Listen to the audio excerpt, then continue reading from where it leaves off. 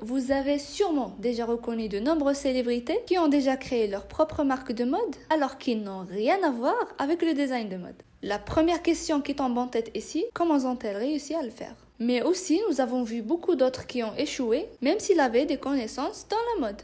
Donc c'est quoi la clé?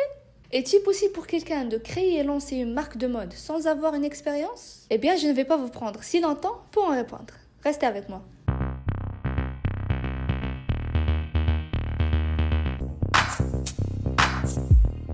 Supposons que vous, par exemple, la personne en train de regarder ma vidéo, n'avez aucune, mais vraiment aucune notion de base sur la mode et demain vous décidez de lancer votre marque. Donc vous allez sélectionner un thème, après vous entrez sur Pinterest pour pouvoir collecter des images d'inspiration. Donc quelle est l'étape qui suit? Comment définir un concept? Comment trouver quelque chose en commun entre tous ces éléments d'inspiration et toutes ces références qui vous représentent et qui reflètent la personnalité de marque que vous êtes en train de développer? C'est ça, en fait, la différence entre une vraie marque et une marque amateur. Parce que la plupart des personnes pensent que la mode, ce n'est qu'une question d'imagination et de créativité, alors que c'est faux. Il y a des règles, des procédures et surtout des techniques à apprendre et à mettre en place pour réussir notre marque. Donc pour finalement répondre à la question est-ce que c'est possible de créer une marque sans être styliste? La réponse c'est oui, mais seulement en 2 cas.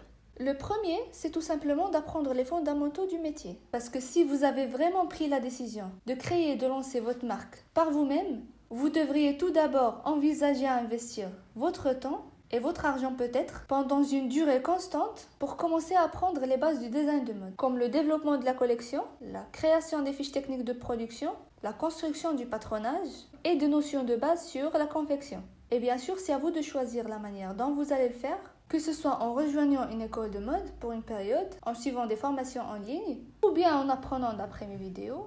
Bref, le plus important, c'est d'apprendre le minimum indispensable. Ou bien tout simplement choisir la deuxième solution. C'est tout simplement de trouver les personnes qui ont déjà l'expertise dont vous avez besoin pour qu'ils vous aident à le faire. Donc vous leur proposez votre concept et elles vous aident à le développer en mettant en place les structures dont on avait parlé précédemment. Et n'oubliez pas de me dire en commentaire quelle est la méthode qui vous arrange le plus. Et si vous avez déjà choisi votre option et que vous aimeriez rentrer sur les étapes de comment créer une collection de vêtements de A à Z, j'ai créé cette vidéo-là spécialement pour vous.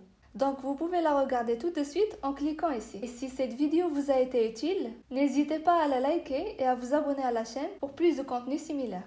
À très bientôt.